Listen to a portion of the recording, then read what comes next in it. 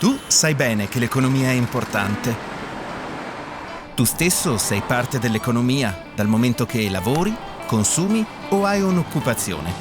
E soprattutto vuoi vivere e vivere nel miglior modo possibile. L'economia è necessaria per questo. Eppure oggi sempre più persone hanno la sensazione che qualcosa non torni. Qualcosa di fondamentale.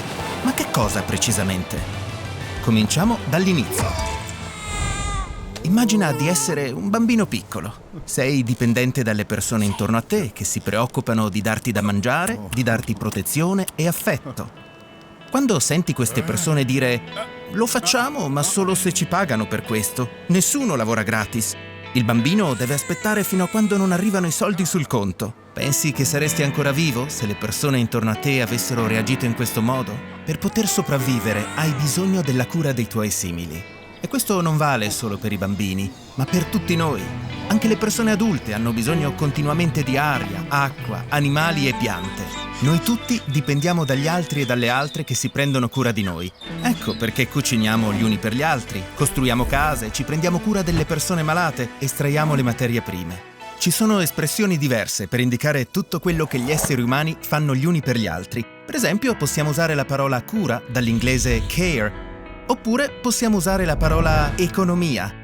Secondo i libri di testo, economia non significa nient'altro che questo, che ciascuno riceva quello di cui ha bisogno. Ma allora economia e cura sono la stessa cosa.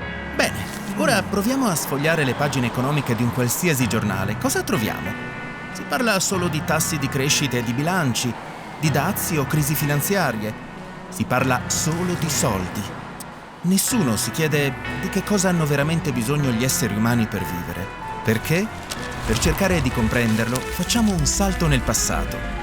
Una volta, più di 2000 anni fa, era dato per scontato che alcuni esseri umani potessero possedere altri esseri umani. Le schiave, gli schiavi, le donne, i bambini, che dovevano cucinare, pulire, lavorare nei campi o prendersi cura delle persone anziane.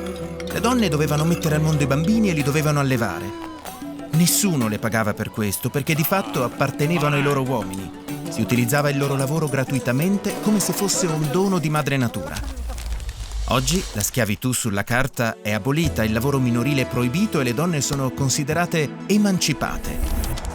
Ma in un certo senso sembra che ci siamo abituati al fatto che alcune cose costano denaro e altre no.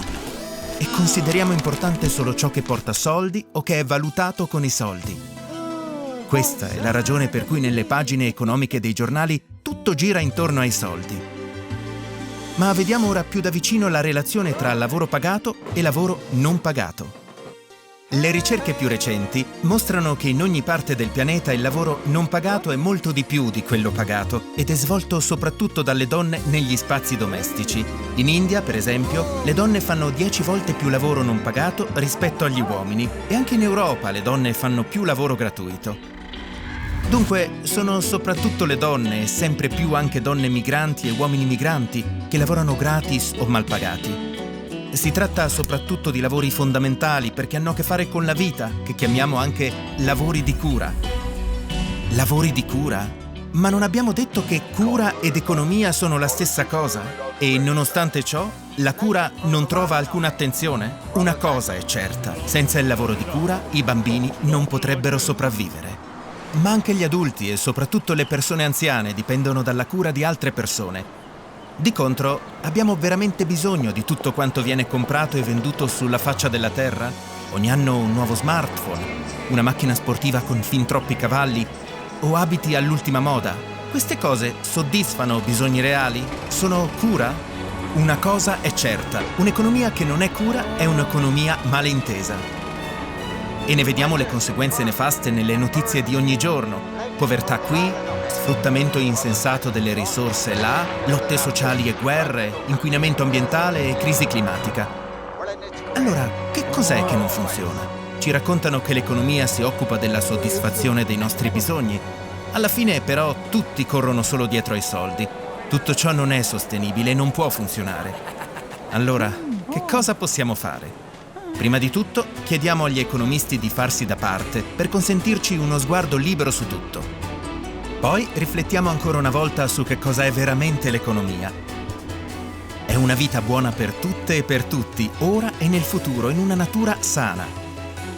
Il denaro allora non è più il centro dell'economia. E se già oggi vivessimo in un'economia che non mette al centro il denaro ma la soddisfazione dei nostri bisogni, cosa succederebbe? Ci libereremmo da tante preoccupazioni. Potremmo fare in pace ciò che è importante e ha senso. Accompagnare con cura amorevole i bambini nella vita adulta. Produrre cose sensate e fare in modo che tutte e tutti abbiano quello di cui hanno veramente bisogno. Dai una possibilità a questo pensiero. Pensa a cosa significa per te questa semplice affermazione. L'economia è cura.